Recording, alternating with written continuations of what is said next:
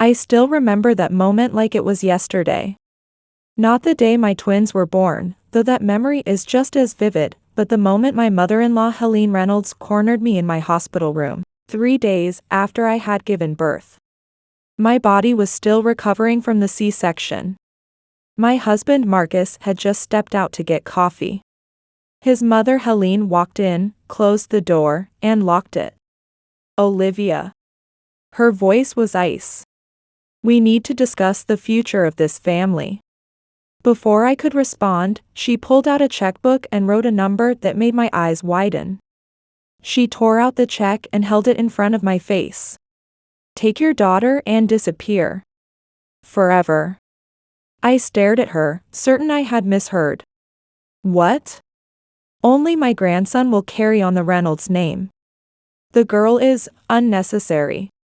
She placed the check on my blanket. "Take Luna and this money.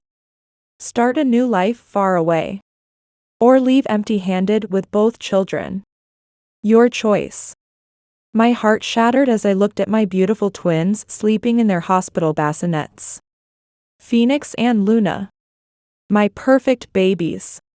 "You have until tomorrow morning to decide." She smoothed her designer jacket and walked out. I had no choice. Marcus was the heir to the Reynolds fortune, controlled entirely by his mother. We had no money of our own. I took Luna and the check, leaving behind a piece of my soul. For 16 years, I built my jewelry business, Twin Flames, while keeping our secret. Luna grew into a talented, intuitive young woman who always sensed something was missing. Sometimes I catch her staring at her reflection, touching her face as if trying to recognize someone else there. Someone she's never met. Sometimes I wonder if she knows, deep down. If only I could go back to that day I first met Marcus. If I had known then what would happen, would I have still fallen in love? Would I have walked away? I often ask myself that question. And the answer is always the same. 7 years ago, the New York School of Design held its annual exhibition. I stood nervously beside my jewelry display, silver and copper pieces inspired by twin flames, an ancient concept of souls that split and search for each other across lifetimes. "These are extraordinary," a deep voice said. I turned to find a tall man in an expensive suit studying my work. His eyes were kind, intelligent, and curious. "Thank you," I replied. "I'm Olivia Chen." "Marcus Reynolds."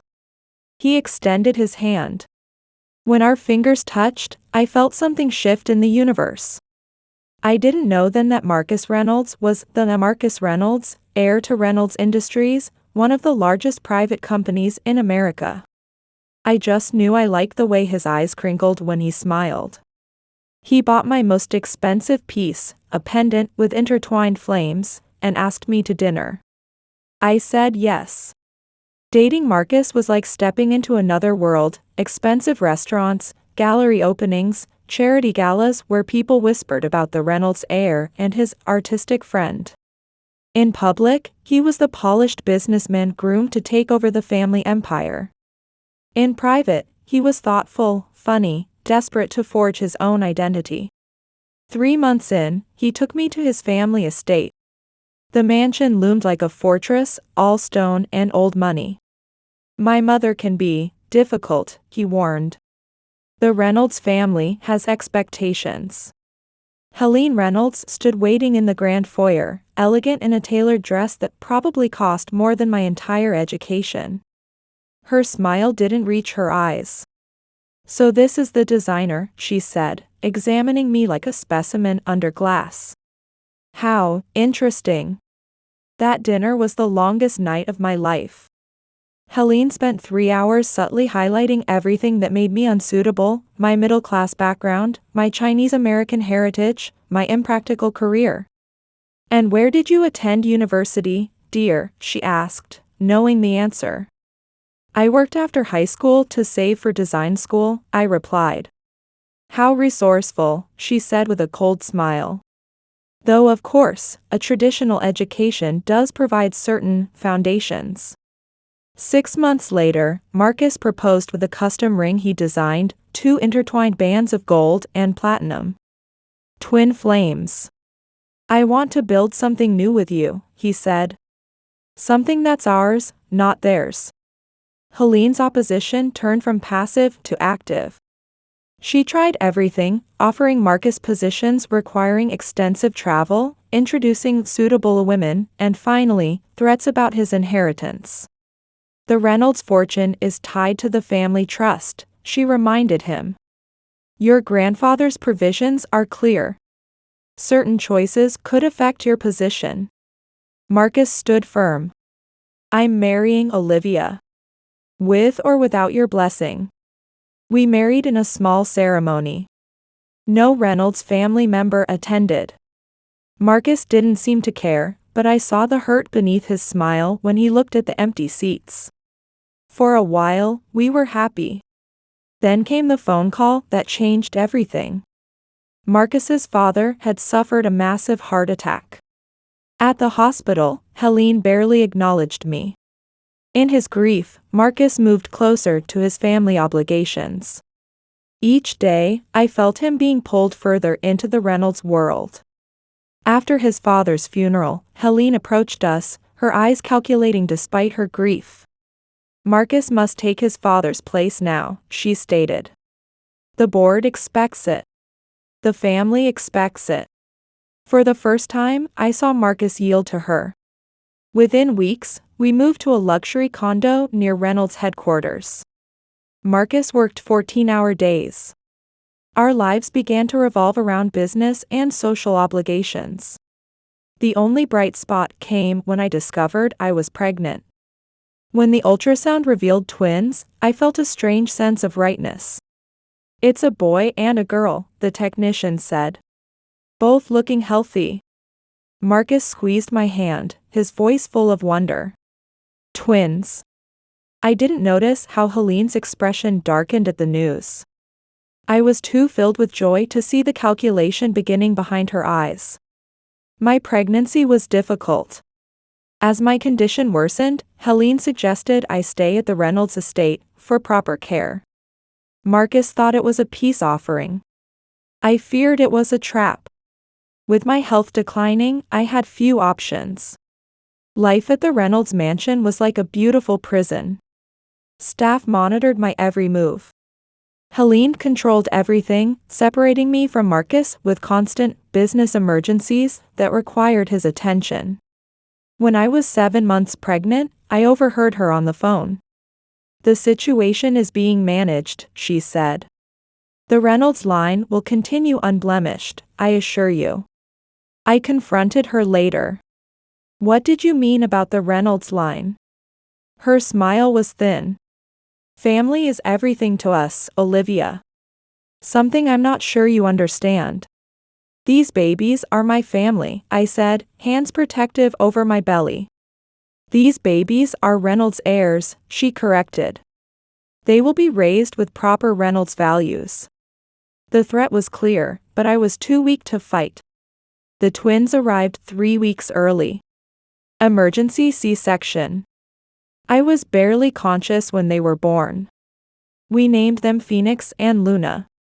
Phoenix after the mythical bird that rises from ashes, a symbol of the new family we were creating. Luna for the moon that guides travelers home. For 3 days, I lived in newborn bliss. Marcus brought me flowers, took pictures. Helene visited once, her face unreadable. On the 4th day, Marcus went for coffee. Helene entered my room and locked the door. Take your daughter and disappear. Forever. The check she held would have seemed enormous once. But, looking at my babies, it was nothing. I won't separate them, I said. They're twins. They belong together. Mere sentiments, Helene dismissed. The Reynolds name needs a male heir. The girl is superfluous. You have until morning, she continued as if I hadn't spoken. Take the girl and the money, or leave with nothing. Either way, Phoenix stays here.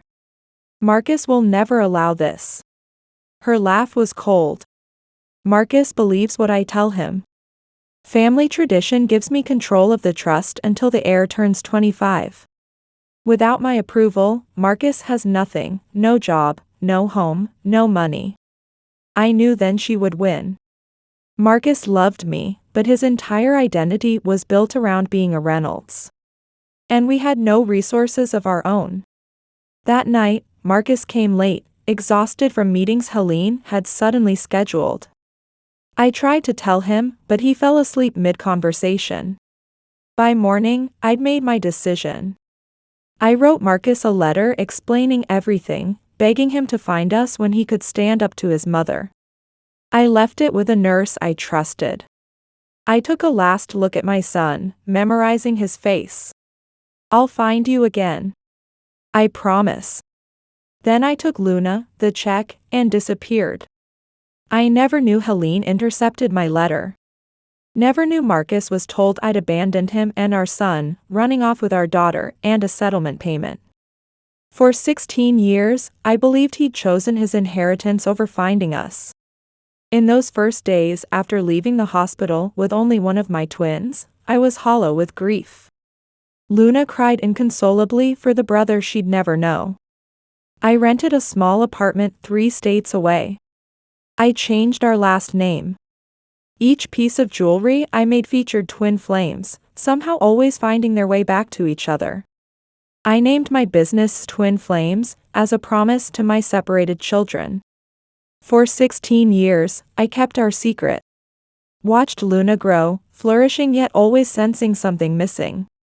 I built our life piece by piece, turning my small business into a respected brand.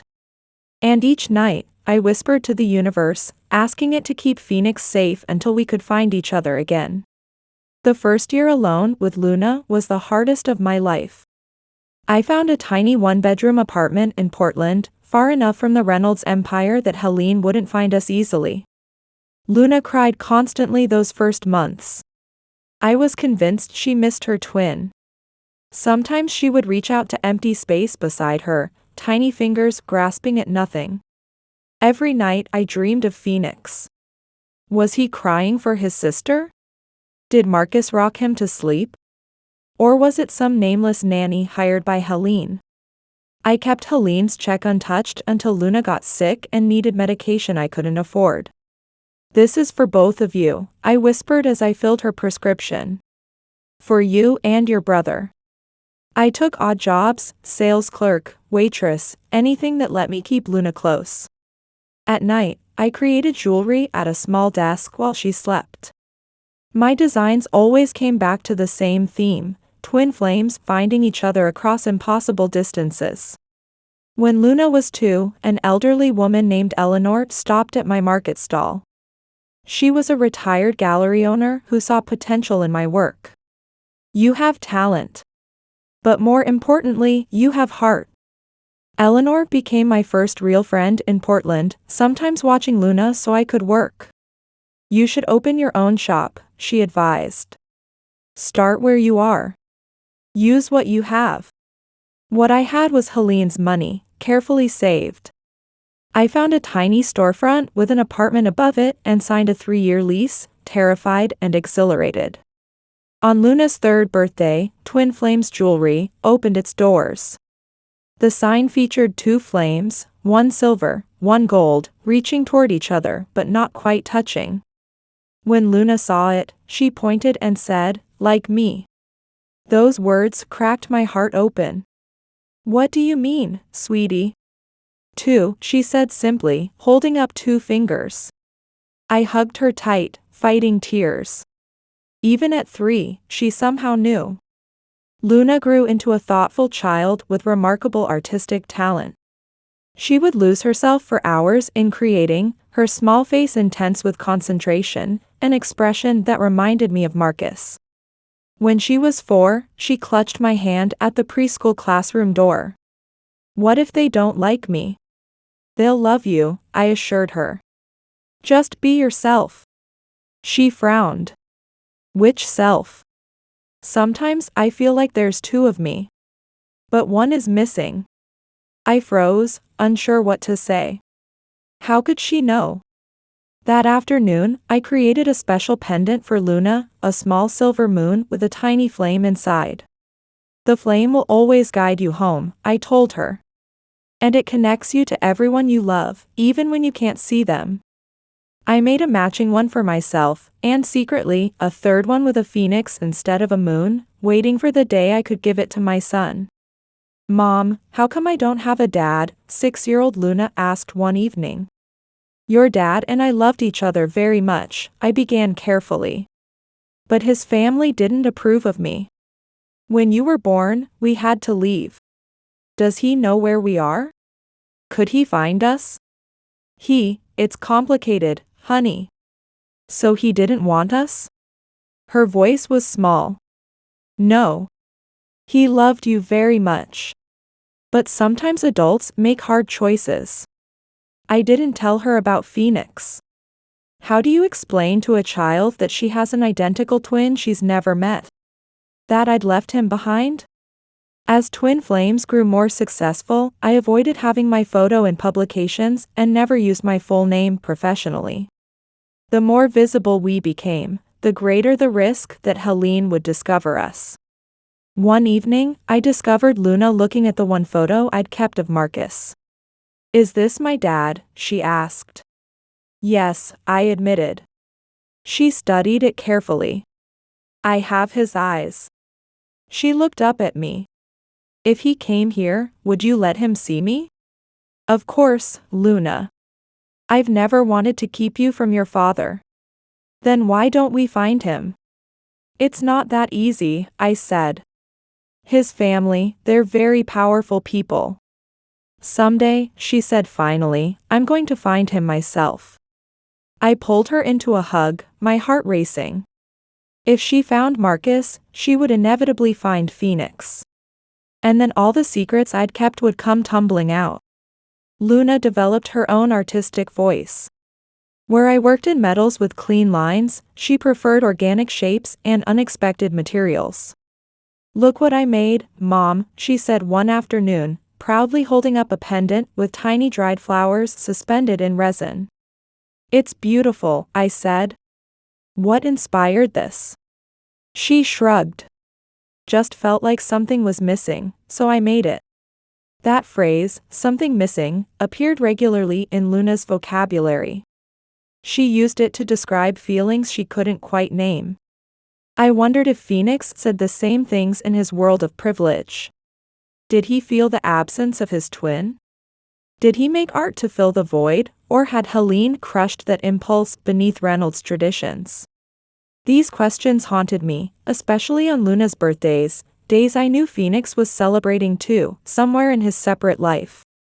In Marcus's eyes, I was probably the villain, a gold digger who took his daughter and a payout. The thought of him believing that made me physically ill. But what choice did I have? Return to confront Helene and risk losing Luna too? So I remained hidden, building our small life brick by brick, treasuring my daughter while mourning my son. And always designing twin flames that yearned across the divide to find each other again. Luna at 12 was a revelation, artistic, intuitive, with a quiet confidence that drew people to her. Middle school brought questions I wasn't ready to answer. "We're doing a family tree project," she announced one evening. "I need to fill in both sides."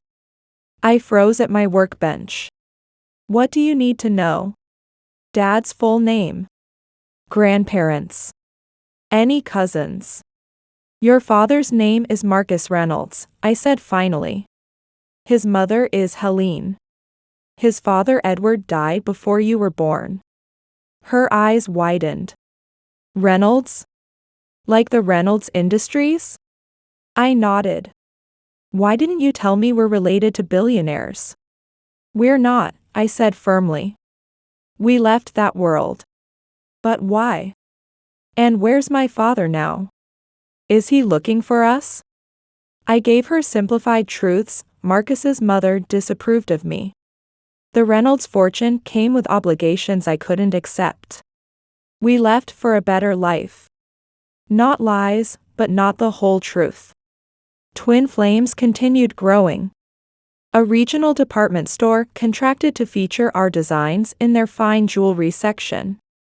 Success brought unexpected challenges. More visibility meant increased risk of discovery. I declined photo shoots and kept a low profile. Luna didn't understand my caution. Most designers would kill for the publicity you're turning down, she argued. How could I explain that publicity might lead Helene Reynolds to our door? When Luna turned 14, I gave her a corner of the studio to develop her own designs. "Mom, look at this," she exclaimed one Saturday, holding up a silver cuff bracelet. Her craftsmanship was impressive, but what caught my breath was the design, where my flames reached toward each other. Hers spiraled inward, creating a protected space between them. "It's beautiful," I said truthfully. "What inspired it?" "I don't know," she shrugged. "It just came to me. Like there's this connection that needs protection." I swallowed hard. "What are you calling it?" "Sanctuary," she replied. "A safe place between two forces." That night, I cried silently. Luna was unconsciously creating art about her twin bond, a connection she didn't even know existed. At 16, Luna confessed, "I feel like I'm supposed to be somewhere else sometimes. Or like I'm only half present." Is that crazy? No, I said, heart aching.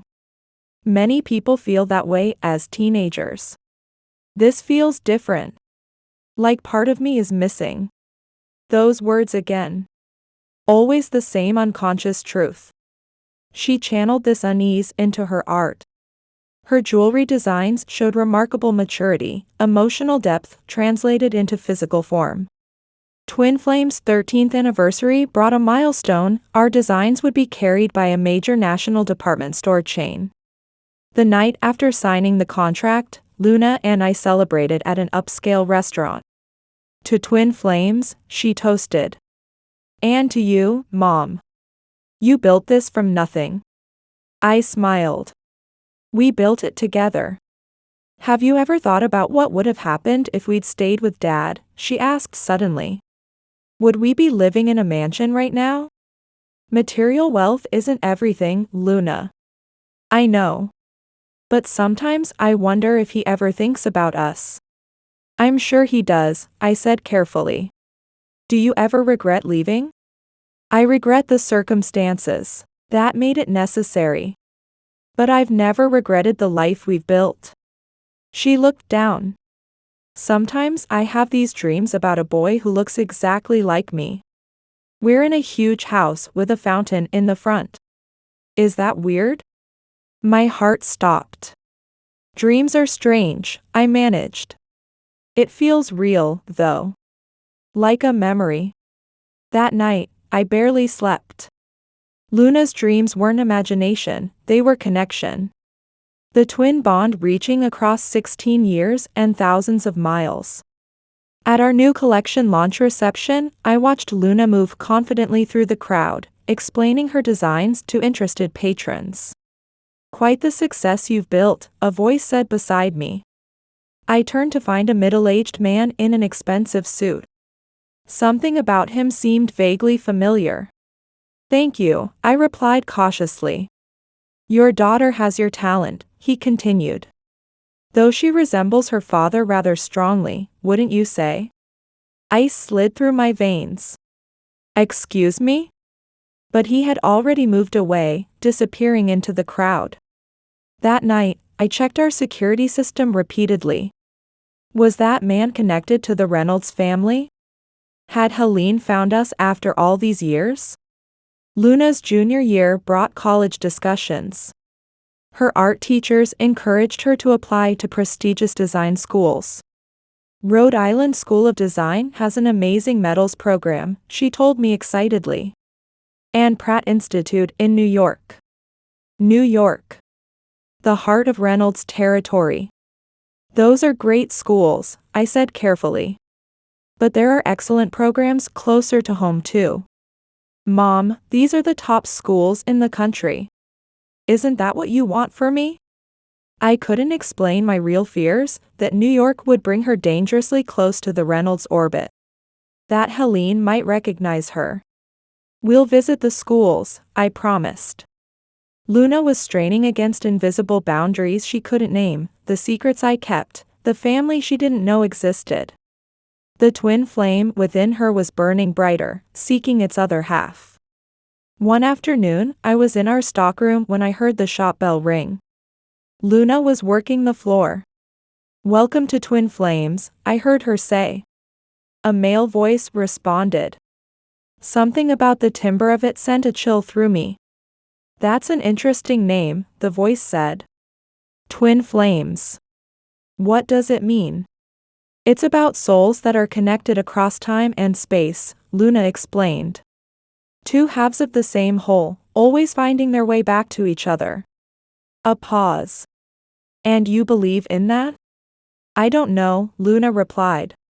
"But I like the idea that nothing can keep certain people apart. That some connections are cosmic." I edged the curtain back slightly and froze. Standing at our display case was a teenage boy with Luna's eyes, Luna's chin, Luna's exact profile. His hair was shorter, his stance more formal, but the resemblance was uncanny. Phoenix. My son.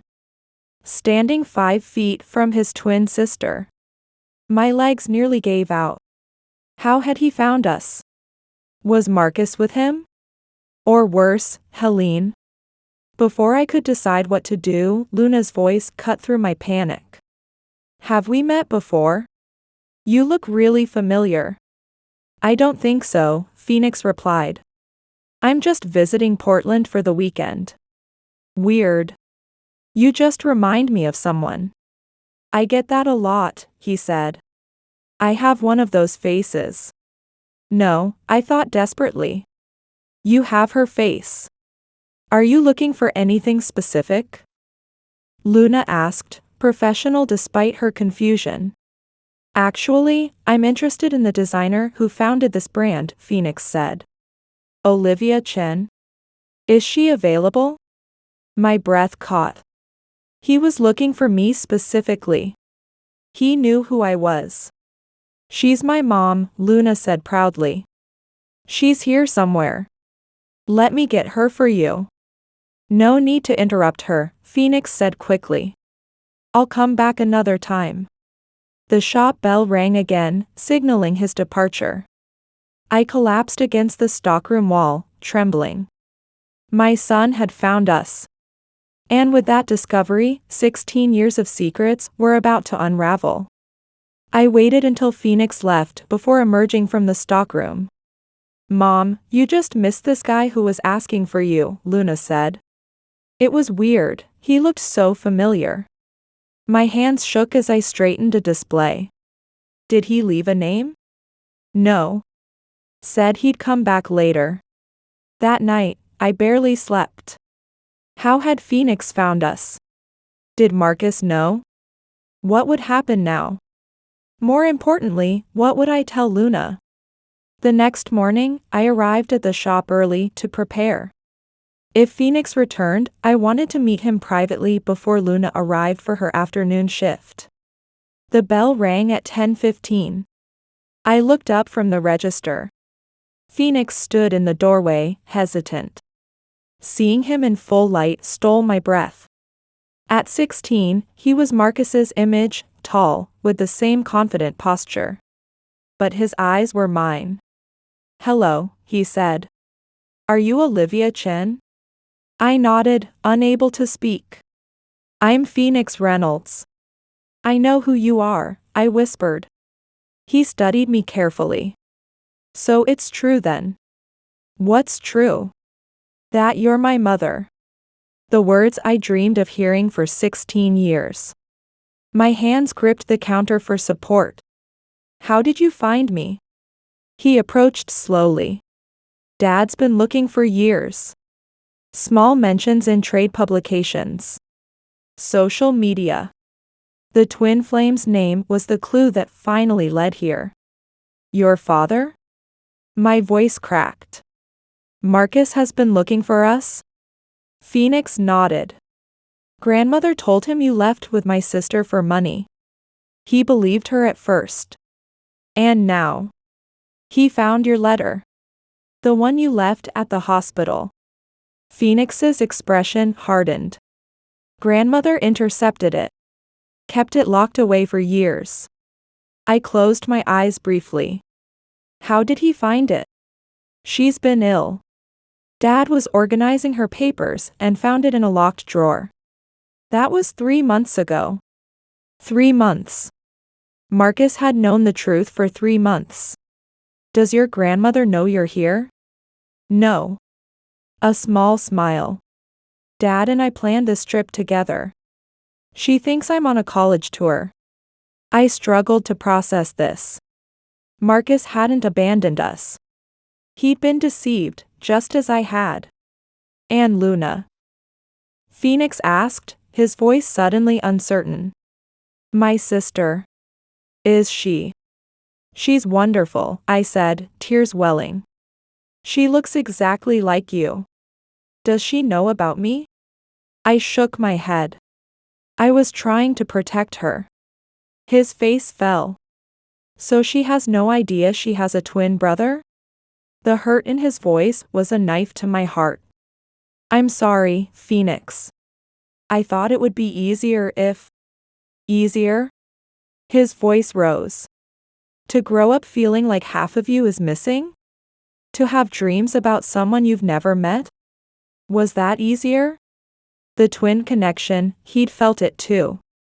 I've dreamed about her my whole life, he continued. I never knew who she was, but I knew someone was missing. Just like Luna. I need to tell her, I said. Before you meet. This will be a shock. Dad wants to see you too, Phoenix said. He's in Portland. At the Riverside Hotel. Marcus. Here. After 16 years. I need time, I said. To tell Luna everything first. Phoenix nodded. We're here until Sunday. As he turned to leave, I called out, Phoenix? He paused.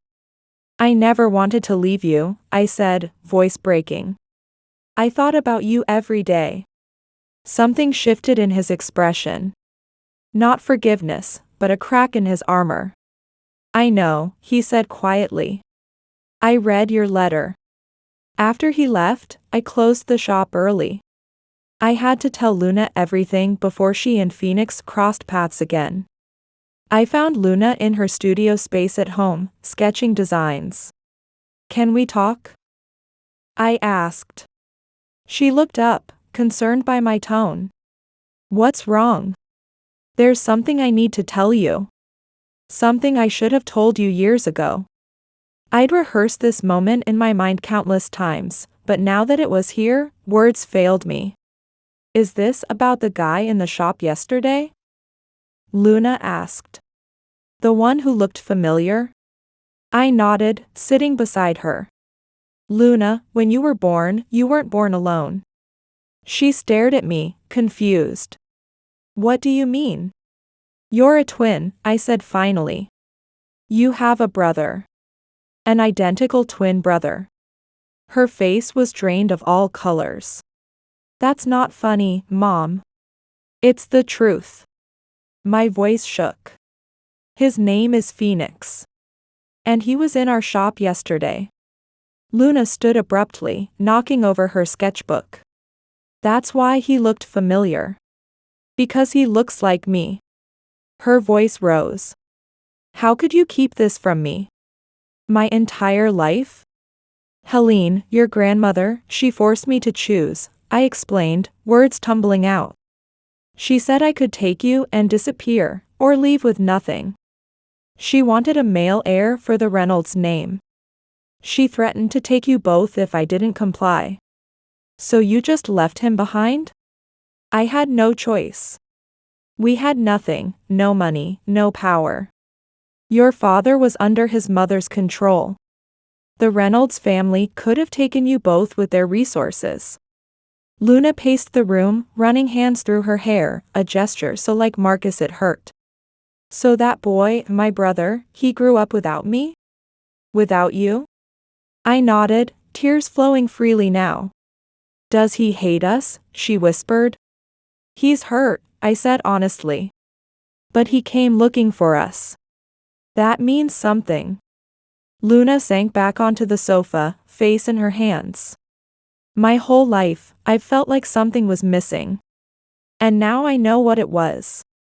She looked up suddenly. Does Dad know? Is he looking for us too? He is, I said. Phoenix says your father only recently discovered the truth. Helene kept him in the dark all these years. I want to meet them, Luna said firmly. Both of them. Today. Luna, this is a lot to process. I've lost 16 years with my twin brother and my father, she cut in. I'm not waiting another day. I recognize the determination in her eyes, my determination. I'll arrange it, I promised. But Luna, the Reynolds family is complicated. Helene is still a threat. I don't care about Helene, she said. I care about my brother. My twin. She paused. And my dad. I nodded, reaching for my phone with trembling hands. The life we'd carefully built was transforming before my eyes. Secrets exposed, walls crumbling. There was no going back. I texted the number Phoenix had given me, Luna knows. She wants to meet you. Both of you. The reply came seconds later, Riverside Hotel. 5 p.m. Room 1542. The hotel lobby was elegant without being ostentatious. Luna clutched my hand as we rode the elevator to the 15th floor. What if they don't like me? She whispered. They'll love you, I assured her, echoing words I'd said on her first day of preschool. What if I don't like them? To that, I had no easy answer. We found room 1542 and stood before it, frozen. Luna took a deep breath and knocked. Phoenix opened the door. For a moment, the twins simply stared at each other, mirror images separated by gender and upbringing, but unmistakably two halves of the same whole. Hi, Phoenix said finally. Hi, Luna echoed. Neither moved until Phoenix stepped aside. Come in. The suite was spacious, with windows overlooking the river. And there, standing by those windows, was Marcus. 16 years older but instantly recognizable. More gray at his temples, lines around his eyes. Still handsome. Still the man I'd fallen in love with. Olivia, he said softly. Marcus. Luna broke the tension, stepping forward. Are you my dad? Marcus's face transformed with emotion. Yes. Yes, I am. He opened his arms hesitantly. Luna stepped into them without hesitation. Over her shoulder, Marcus's eyes met mine, filled with questions, hurt, and something else. Something that looked dangerously like hope. Phoenix stood awkwardly to the side until Luna broke from Marcus and turned to her twin. So, she said. We have 16 years to catch up on. Phoenix smiled, the first genuine smile I'd seen from him. Where do we even start? From the beginning, I guess, Luna said, and held out her hand. Instead of taking it, Phoenix pulled a pendant from his pocket. A silver phoenix with a tiny flame inside, the exact counterpart to Luna's moon pendant. Dad had this made for me, he explained. When he found out the truth.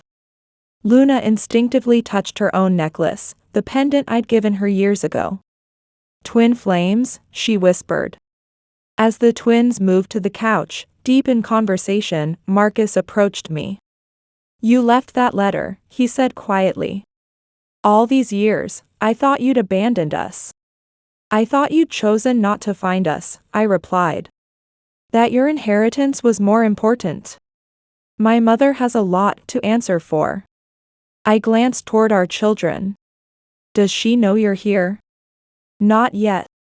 His jaw tightened. But she will. I'm done with her manipulation. What happens now? I asked. Before he could answer, the hotel room door burst open. Helene Reynolds stood in the doorway, imperious despite her 70 years.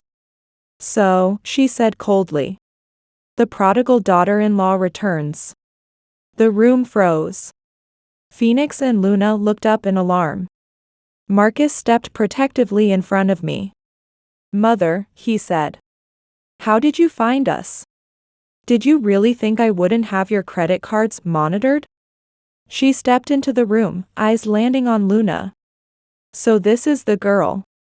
I must say, she hardly seems worth 16 years of drama. Luna flinched. Phoenix moved beside her, a united front. That's enough, Mother, Marcus warned. No, it's not nearly enough, Helene snapped. You've thrown away your position, your responsibilities, for what? This woman who took your daughter and ran? Who separated your children? You separated us, I said, finding my voice. You gave me an impossible choice. I gave you an opportunity, she corrected. One you clearly squandered, judging by your little costume jewelry business. Grandmother, Phoenix interrupted. You lied to all of us. Helene's expression softened only for him. I did what was necessary for the Reynolds legacy. For your future. You destroyed our family, Marcus said. And for 16 years, you let me believe Olivia had chosen to leave. She did leave. Because you forced her. Marcus's voice rose. I found the letter, Mother. I know everything. Helene paled slightly. You kept me from my twin, Luna said, standing. My own brother. You were an unnecessary complication, Helene dismissed. Phoenix was the heir we needed. They're both my children, Marcus said. Both equally valuable. How touching, Helene sneered. And now what? You play happy family? Throw away everything we've built? What we've built is poison, Marcus replied. I'm done with it. Done with your manipulation. You ungrateful, Helene spluttered. I think you should leave, I interrupted. She turned on me, eyes flashing. This isn't over.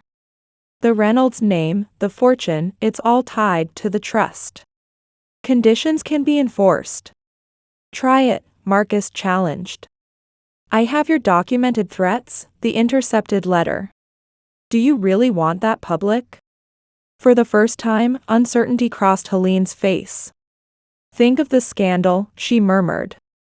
Then leave us alone, Marcus said. All of us.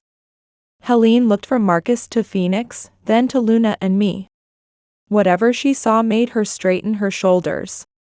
You'll regret this, she said, but her voice lacked conviction. After she left, silence filled the room. Luna was shaking slightly. Phoenix put a hand on her shoulder. Is she always like that? Luna asked him. Pretty much, he confirmed. Christmas is a super fun. The unexpected humor broke the tension.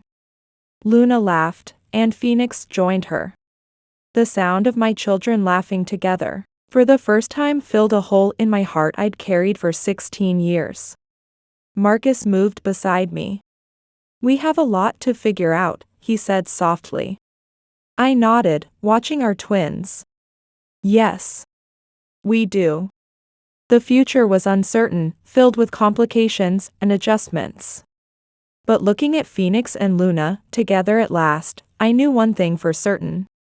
The twin flames had found each other. And nothing would separate them again. The days after our confrontation with Helene passed in a whirlwind. Marcus extended his Portland stay. Phoenix missed school, nothing a Reynolds donation can't fix, he joked with a cynicism that worried me. Marcus and I moved more cautiously. 16 years of misconceptions and hurt couldn't be erased overnight. We met for coffee while the twins explored Portland. Sitting across from him in a quiet cafe felt surreal, like stepping into an alternate reality where we'd never been torn apart. I should have questioned my mother's story, he said, staring into his cup. Deep down, I knew you wouldn't just leave. The Olivia I knew would never abandon her son. I should have found a way to reach you, I countered. I shouldn't have simply relied on that letter. We were young, Marcus sighed. And my mother was very thorough. His eyes held the weight of 16 lost years. I recognized the same grief I'd carried, mourning not just the separation from Phoenix, but the family we should have been. What happens now? I asked, the question that hung between us. Honestly? I don't know. He met my eyes. But I want to be in Luna's life. And I want Phoenix to know his mother. And us. He reached across the table, hesitantly touching my hand. That's more complicated. We're different people now, I acknowledged. Yes. He squeezed my fingers. But maybe that's not a bad thing. Something flickered between us, not the same young passion we'd once shared, but something deeper. A recognition of shared pain, shared children, and perhaps, a shared future. A week turned into 2. Marcus arranged to work remotely from Portland. Phoenix enrolled temporarily at Luna's school, causing a sensation when they walked in together on the first day. Everyone thinks we're playing an elaborate prank, Luna reported, delighted. We've been offered a spot on the school's social media account as twin influencers. Are you going to do it? I asked. Luna and Phoenix exchanged mischievous glances. We're considering it, they said in perfect unison, then burst into laughter. These moments of synchronicity kept revealing themselves. They preferred the same foods, laughed at the same jokes, even had identical handwriting despite being raised thousands of miles apart.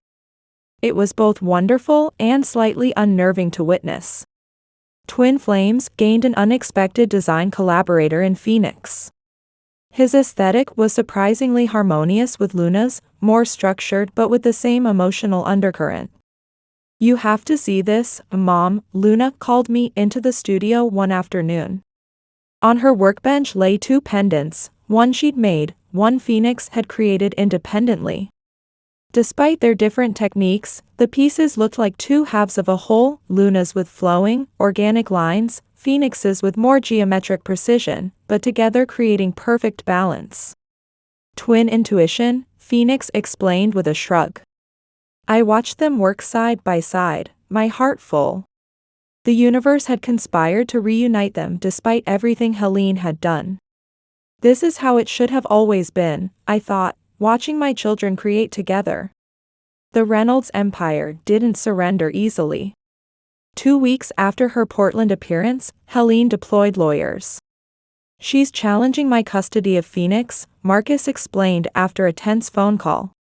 Claiming I'm mentally unstable for abandoning family responsibilities. Can she do that? I asked, horrified. She can try.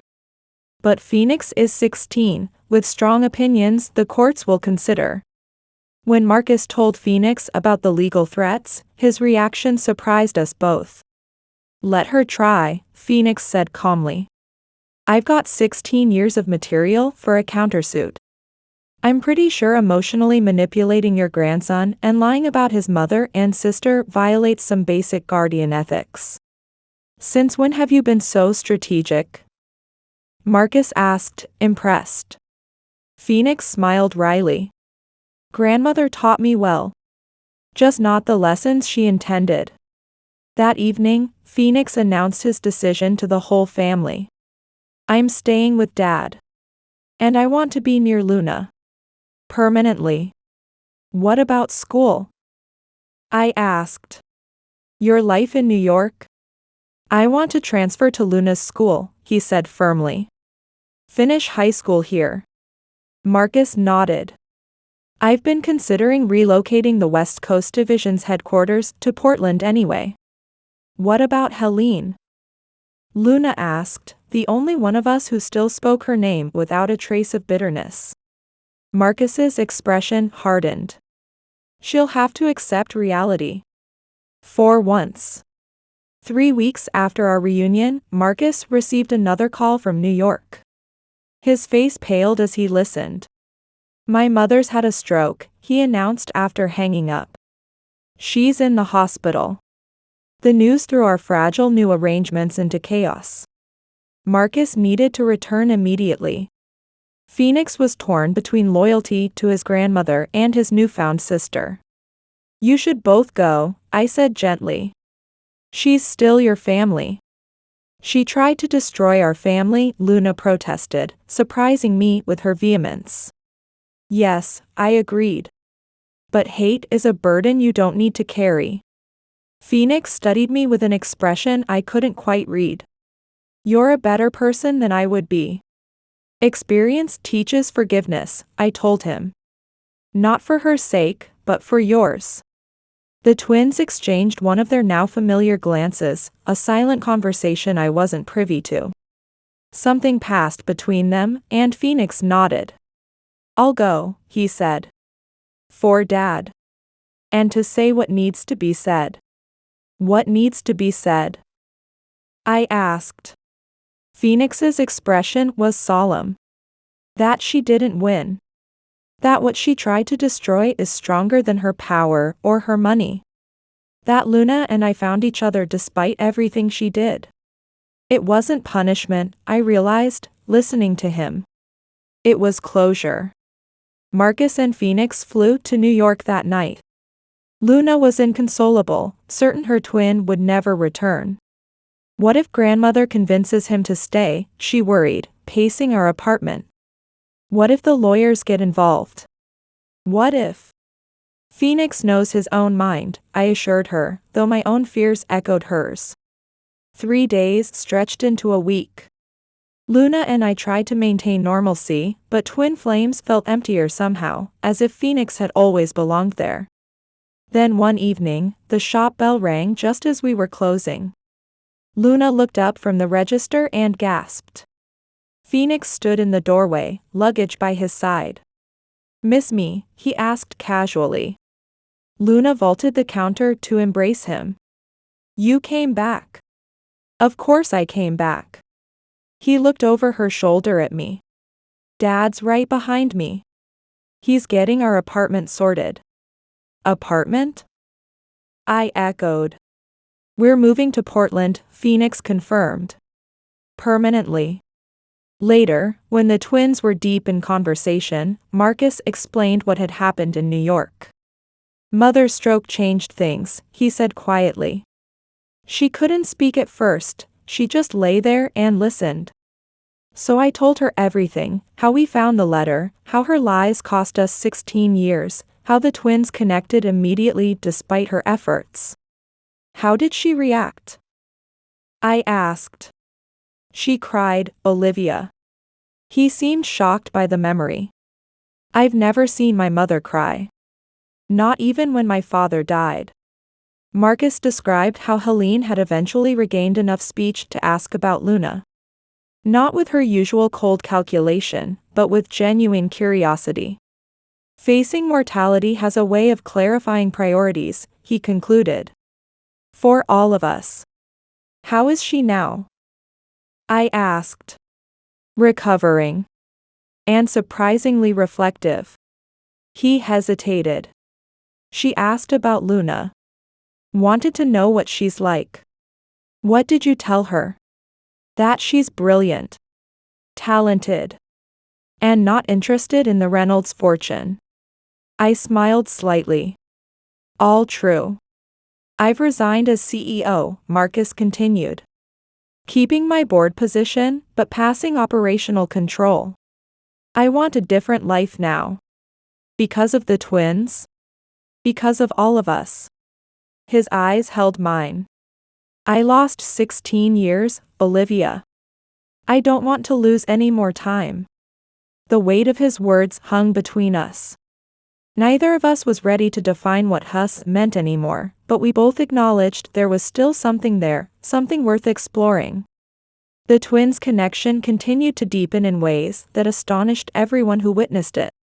They developed a shorthand communication, sometimes just exchanging glances to convey entire conversations.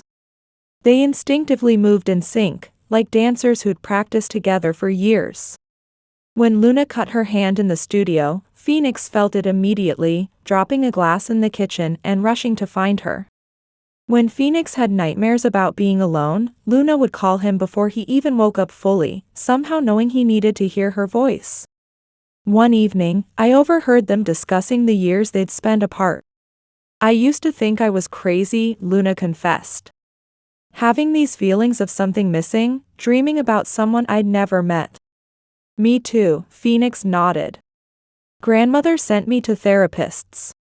They said it was anxiety, prescribed meditation and medication. Nothing helped."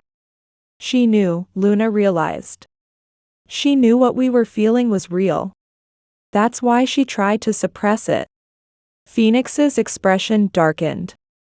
She knew, and she did everything possible to keep us apart anyway.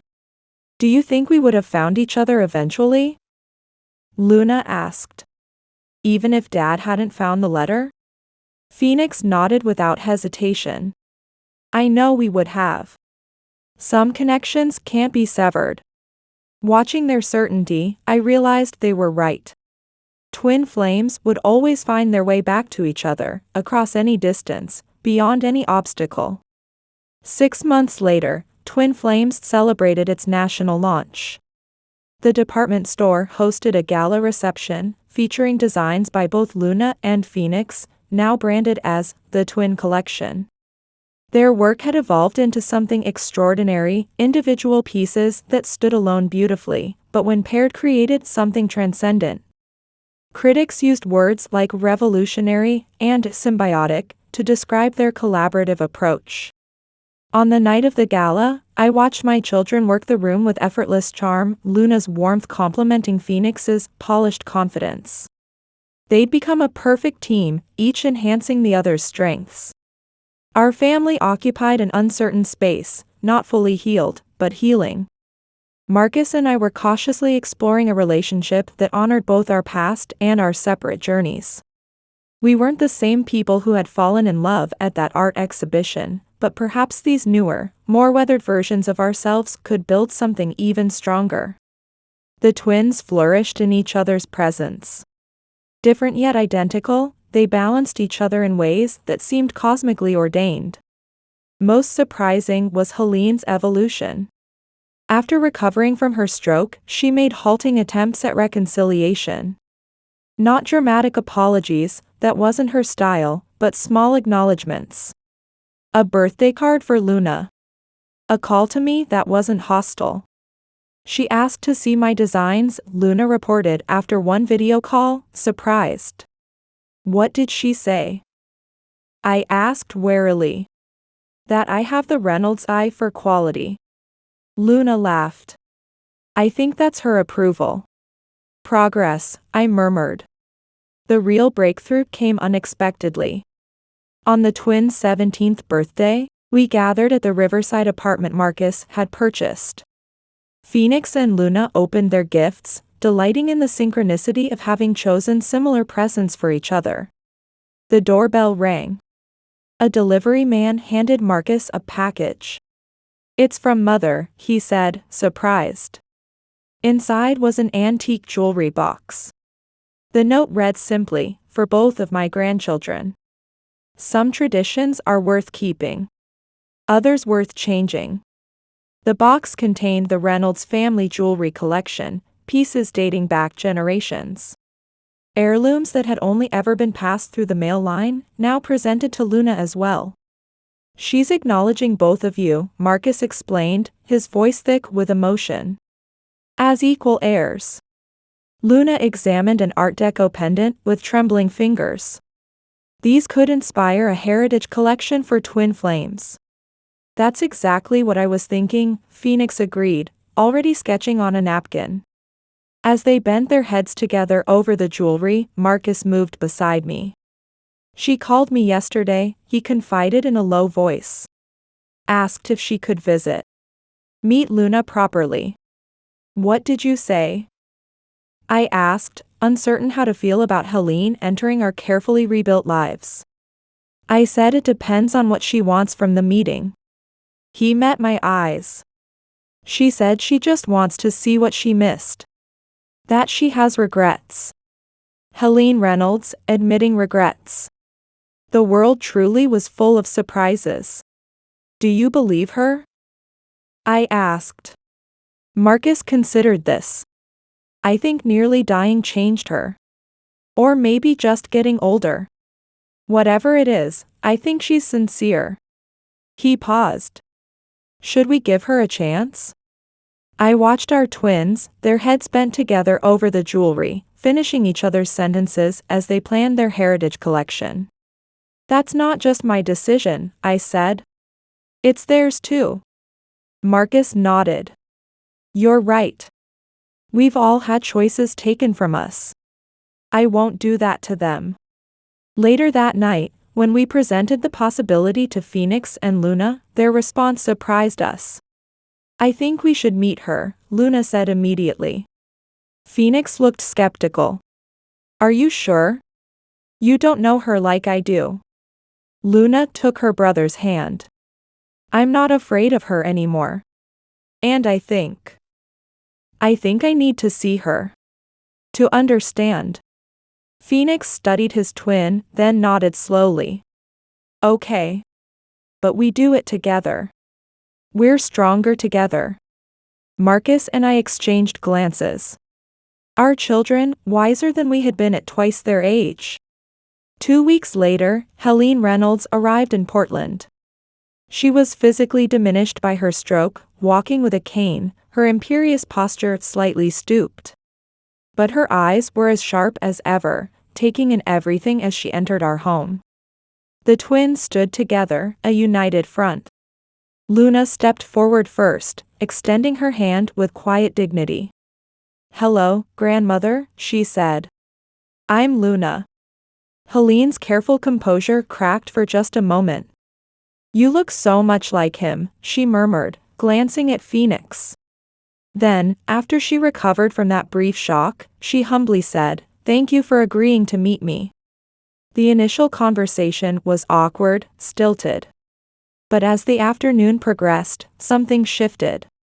Helene asked Luna about her designs, listened with genuine interest. She spoke of the Reynolds history, stories Phoenix had never heard. Not lectures about legacy and responsibility, but actual family stories, humanizing the dynasty she had protected so fiercely. At one point, Luna showed Helene the pendant I'd made her years ago, the silver moon with the flame inside. She made these for both of us, Luna explained. To keep us connected even when we were apart. Helene examined it with professional appreciation. The craftsmanship is excellent. She looked at me, perhaps the first time she'd ever truly seen me. You have genuine talent, Olivia. Coming from Helene, it was practically effusive praise. As she was leaving, Helene paused at the door. I've made arrangements, she said formally. The trust will be amended. Equal shares, equal standing. She looked at Luna. It should have been that way from the beginning. It wasn't quite an apology. Helene Reynolds might never be capable of actually saying I'm sorry. But it was acknowledgement. And for now, that was enough. After she left, the twins looked at each other. Well, that was unexpected, Phoenix said. Luna smiled. She's trying. In her own way. Not everyone gets a second chance, I observed, thinking of my own journey. Marcus's hand found mine. Some of us are luckier than others. That night, I stood on the balcony of Marcus's apartment, watching the lights of Portland reflect on the river. So much had changed in such a short time. Our careful, contained life had been completely transformed, expanded, complicated, enriched. Marcus joined me, offering a glass of wine. Penny for your thoughts, he asked. I'm just thinking about time, I said. How it changes us. How some things change, and some don't. Like twin flames, he murmured. always finding their way back to each other. I watched through the window as our children sat at the dining table, heads bent over their latest designs, moving in perfect synchronicity. Some connections can't be broken, I said. Not permanently. Marcus's hand found mine. No, he agreed. They can't. His fingers intertwined with mine, reminiscent of the twin flames design that had followed us from the beginning. We weren't the same people who had fallen in love all those years ago. Life had shaped us, hardened us in some ways, softened us in others. But perhaps those changes made what we were building now even stronger. Our family wasn't perfect. The scars of separation would always remain. But looking at my children together, the twin flames united at last, I knew we had found our way home. Not to the past we'd lost, but to a future we could build together, one where twin flames burned brighter for having been tested by time and distance, and emerged unbroken.